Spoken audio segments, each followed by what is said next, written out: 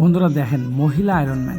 বিশ্বাস হচ্ছে না? দেখেন, বাস্তব কাজ দেখাচ্ছি। মহিলা আয়রনম্যান আমি আপনাদেরকে আজকে দেখাবো। মহিলা আয়রনম্যানে চাকরি নেওয়ার জন্য কি কি কাজ জানার দরকার। যারা মহিলা আছেন, লেখাপড়া কিচ্ছু জানার দরকার নেই, শুধুমাত্র কাজ এবং কয়টা কৌশল জানলে গেটে গিয়ে বলা মাত্রই আপনার চাকরি হবে।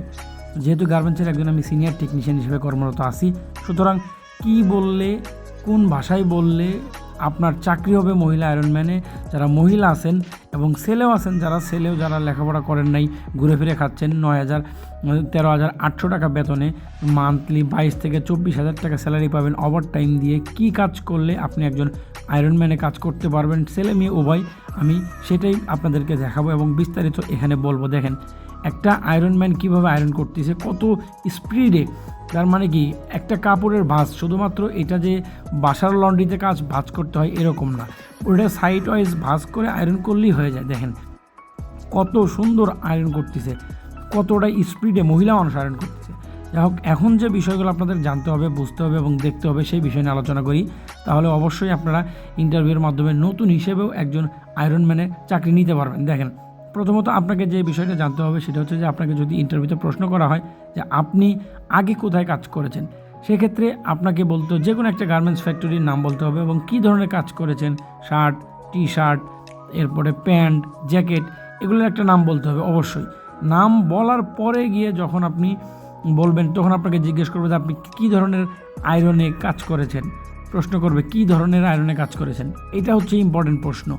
আপনাকে গেটে যখন ইন্টারভিউর জন্য ডাকা হবে, নেওয়ার জন্য, গেটে যখন আপনার অফিস থেকে লোক যাবে আপনাকে ইন্টারভিউতে নেওয়ার জন্য, তখন জিজ্ঞেস করবে যে আয়রনম্যান আছে ফিনিশিং বা সুইং।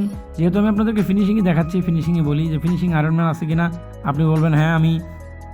যখন বলবেন আমি, ঠিক তখনই জিজ্ঞেস করবে কী আয়রনে কাজ করেছেন, স্টিম না আপনার ফ্ল্যাট বেড আয়রন বা স্টিম আয়রন। যে টেবিলটায় কাজ করতেছে এটা হচ্ছে ফ্ল্যাট বেড এবং স্টিম আয়রন।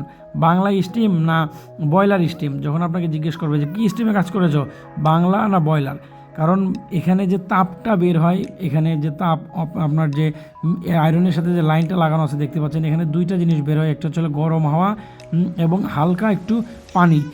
এটাকে বলা হয় স্টিম। গরম বাষ্পীয় হাওয়া বের হয়, গরম স্টিম। আর যে টেবিলে কাজ করতেছে হচ্ছে ভ্যাকুয়াম টেবিল। এই জন্য ভ্যাকুয়াম স্টিম না ডাইরেক্ট স্টিমে কাজ করেছো, এই দুইটার যে কোনো একটা। আমরা সরাসরি বলবেন আমরা দুইটার কাজই জানি, ভ্যাকুয়াম স্টিমের কাজও জানি, স্টিমের কাজও জানি। দুইটার যে কোনো একটাতে আপনাকে নিয়ে নিবে এবং আপনার চাকরি হয়ে যাবে পাক্কা, ইনশাআল্লাহ।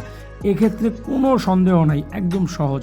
এই দুইটা কথা বলতে পারলে, যদি গেটে আপনারা বলতে পারেন যে আমরা ভ্যাকুয়াম বা নন স্টিম, সরাসরি স্টিমে কাজ করেছি, আপনার চাকরি আমি গ্যারান্টি দিচ্ছি একদম হয়ে যাবে। নতুন যারা যাবেন গেটে, ইনশাআল্লাহ প্রত্যেকেরই চাকরি হবে।